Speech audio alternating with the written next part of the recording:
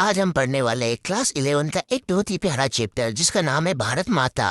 इस पाठ के लेखक पंडित जवाहरलाल नेहरू जी है। यह पाठ उनकी रचना हिंदुस्तान की कहानी का 5वां अध्याय है। मूल रूप से हिंदुस्तान की कहानी अंग्रेजी में लिखी गई है। इसका अंग्रेजी से हिंदी में अनुवाद हरभाऊ उपाध्याय जी ने किया है।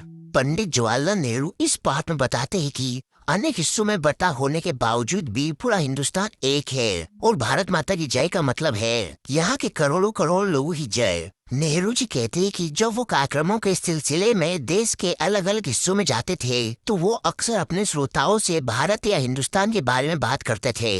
भारत संस्कृत का एक शब्द है। दुष्यंत व शकुंतला के पुत्र भरत के नाम पर इस देश का नाम भारत पड़ा। हालांकि वो शहर के लोगों से हिंदुस्तान के बारे में ज्यादा चर्चा नहीं करते थे क्योंकि उनका मानना था कि शहर के लोग ज्यादा समझदार होते हैं। मगर जब भी वो गाँवों में कार्यक्रमों के लिए जाते थे तो किसानों से इस बड़े देश के बारे में चर्चा अवश्य करते थे जिसकी आजादी के लिए वो सब मिलकर कोशिश कर रहे थे। अपनी बातचीत के दौरान नेहरू जी उन्हें ये बताते थे कि भले ही देश का एक हिस्सा दूसरे हिस्से से अलग हो फिर भी पूरा देश एक है।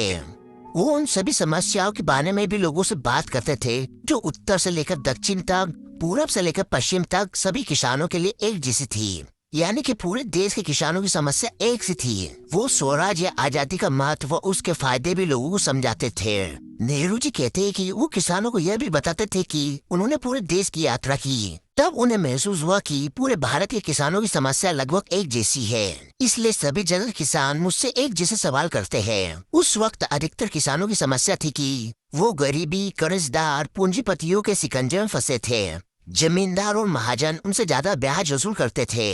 अंग्रेज सरकार उनसे अत्यधिक लगान लेती थी और उनके ऊपर पुलिस भी खूब जुल्म करती थी और यह सब एक विदेशी सरकार यानी अंग्रेज सरकार के कारण हो रहा था। इसलिए सारे भारतवासी इस विदेशी सरकार से जल्द छुटकारा पाना चाहते थे।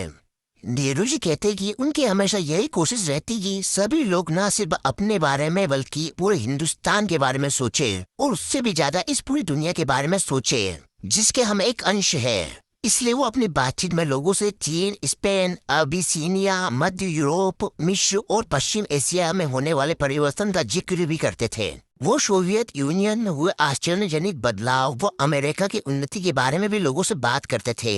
हालांकि पहले उन्होंने सोचा कि किसानों को विदेश के बारे में समझाना आसान नहीं होगा, लेकिन बाद में उन्हें लगा कि ये इतना भी मुश्किल नहीं था। इसके 3 प्रमुख कारण थे। पहला कारण यह था कि लोगों ने हमारे महाकाव्य व पुराणों की उन कथा कहानियों को सुना था जिनमें इस देश की कल्पना की गई थी। और दूसरा कारण यह था कि कुछ लोगों ने हमारे देश के चारों कोनों में स्थित बड़े बड़े तीर्थों की यात्रा की थी, यानी कि पूरे देश का भ्रमण किया था। तीसरा कारण यह था कि कुछ पुराने सिपाही बड़े लड़ाइयों में भाग लेने के लिए तो कुछ लोग नौकरी के लिए विदेश गए थे। इसलिए लोगों को विदेश में चल रही गतिविधियों के बारे में समझाना आसान हो गया था। सन 1930 के बाद आई आर्थिक मंदी के कारण दुनिया के देशों में पड़ने वाले प्रभाव के बारे में जब नेहरू जी लोगों को बताते तो उनकी समझ में आसानी से आ जाता था। नेहरू जी आगे कहते हैं कि अक्सर कार्यक्रमों में उनका स्वागत भारत माता की जय के नारे से होता था। जब वो लोगों से इस नारे का मतलब पूछते तो लोग जवाब नहीं दे पाते थे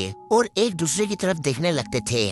आखिरकार एक दिन एक हट्टे कट्टे जाट किसान ने उन्हें बताया कि भारत माता का अर्थ धरती से है। नेहरू जी ने फिर से उससे प्रश्न पूछा कि कौन सी धरती माता, तुम्हारे गांव की धरती या जिले की धरती या सूबे की धरती या फिर सारे हिंदुस्तान की धरती। जाट किसान से इसका कोई जवाब देते न बना देख नेहरू जी ने उसे समझाया कि भारत सिर्फ उतना ही नहीं जितना उन्होंने समझ रखा है। नदी, पहाड़, जंगल, अन्न से भरे खेत खलियान और करोड़ों भारतीयों से मिलकर ये हिंदुस्तान बना है।